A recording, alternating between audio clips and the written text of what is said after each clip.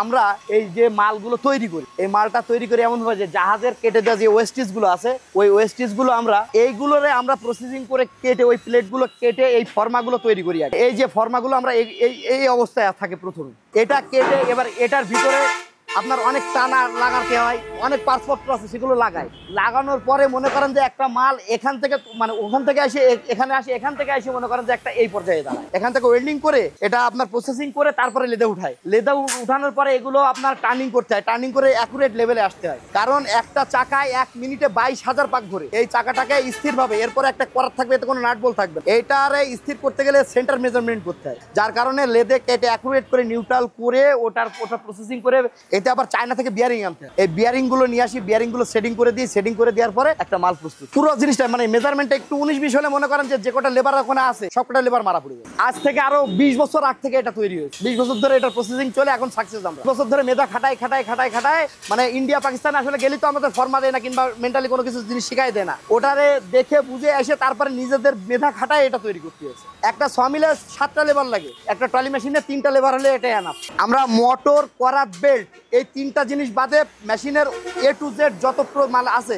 Parts সব আমরা দিয়ে দিই। এটা আপনার যদি একটা ব্যক্তি মনে করেন যে এখন কিনে নিয়ে গেল, ও চোখ বন্ধ করে 50 বছর চালাবে, তাও এর ক্ষয় হবে না। আমরা কাঠ ফড়াই করা যে যন্ত্রাংশগুলো আছে, সমিল বলেন, ট্রলি মিল বলেন, অটো সমিল গুলো আমরা এগুলো তৈরি করি। এগুলো ইন্ডিয়া থেকে আসতো, পাকিস্তান থেকে আসতো, চায়না থেকে আসতো। বাংলাদেশে আপনার এগুলো তৈরি হচ্ছে আজ থেকে এটা 1960-62 সালের থেকে শুরু। মেকানিক্যাল কাজের দিক থেকে যশোরের লোক অভিজ্ঞ বেশি। কথা হচ্ছে মেশিনারি যে পার্টস গুলো এর ফিটিং গুলো সেটিং গুলো যশোরে খুব ভালো হয়, যার কারণে মনে করেন যশোরে এই কাজগুলো আপনার মেকানিক্যাল কাজগুলো মানে চারিদিকে ছড়াই ছিটাই আছে, এগুলো সব জায়গায় পাওয়া যায়। এই কাঁচামাল লোহাগুলো আপনার চিটাগাং থেকে আসে। চিটাগাংয়ের যে জাহাজগুলো আছে কাটে, ওই জাহাজ কাটা মালগুলো দিয়ে এগুলো তৈরি হয়। এবং এর সাথে কিছু ঢালাই আছে, কাস্টিং ঢালাই আছে, এগুলো হচ্ছে আমরা এই ঢালাই মাল দিয়ে এখান থেকে ঢালাই কারখানায় ঢালাই করে তৈরি করে নিতে। একটা মেশিনের জন্য অন্তত 20 রকমের পার্ট তৈরি করতে হয়। আমার কারখানায় আপনার 12 জন লোক আছে, এরা 12টা সেক্টরে কাজ করে। এই 12টা সেক্টরে কাজ করে এরা কাজগুলো এক জায়গায় করে নিয়ে আসার পর আমরা তখন একটা মিল তৈরি করতে। একটা সমিল তৈরি করতে গেলে আপনার সময় লাগে 4 থেকে 5 দিন সময় লাগে, কারণ প্রযুক্তি এখন আরো শর্ট হয়েছে।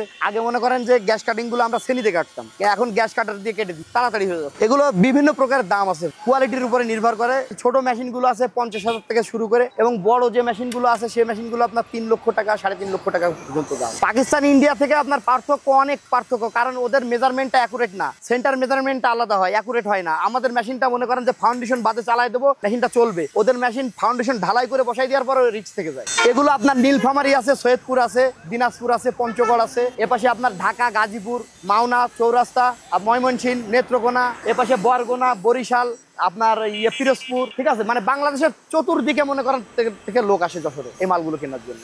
আমি আছি মনে করেন আজ 20 বছর আছি। এটা এর আগে মানে আরো 30 বছর আগে আমার বাপ ছিল, মারা গেছে, মারা যাওয়ার পরে আমরা ধরে চালাচ্ছি। আমরা আপডেট করার চেষ্টায় আছি ভাই, কিন্তু সবচেয়ে বড় কথা যে এই যে মালের দাম ডেলি প্রতিনিয়ত কমে আর বাড়ে, এই যার কারণে আমরা পিছাই যাচ্ছি। এটা যদি এক স্থির থাকতো তাহলে যে কোনো কাজে আমরা মানে সহজভাবে আগে যেতে পারতাম। আমি মাসে আপনার 5টা কমপ্লিট করতে পারি না, এটা দেশের বাইরে যাচ্ছে না ভাই। দেশের বাইরে যাইতো যদি মনে করেন যে বাংলাদেশ সরকার এর দিকে, এই ক্ষুদ্র শিল্পের দিকে একটু সুনজর দিত, তাইলে মনে করেন যে আমরা কিছু ভর্তুকি পাতাম, ভর্তুকি পাওয়ার পরে দেখা যাচ্ছে আমরা সচ্ছল হতে পারতাম। তখন আমরা চিন্তা ভাবনা করতাম যে আমরা দেশের বাইরে এগুলো পাঠাবো, কিন্তু আসলে এগুলো সম্ভব হয় না। কাজটা খুবই কঠিন, কিন্তু আমাদের সহজ করে নিতে হচ্ছে। ইন্ডিয়া থেকে দামে আপনার কিছু না হোক আপনার 1 লক্ষ টাকার একটা কম বেশি ফেরা আছে।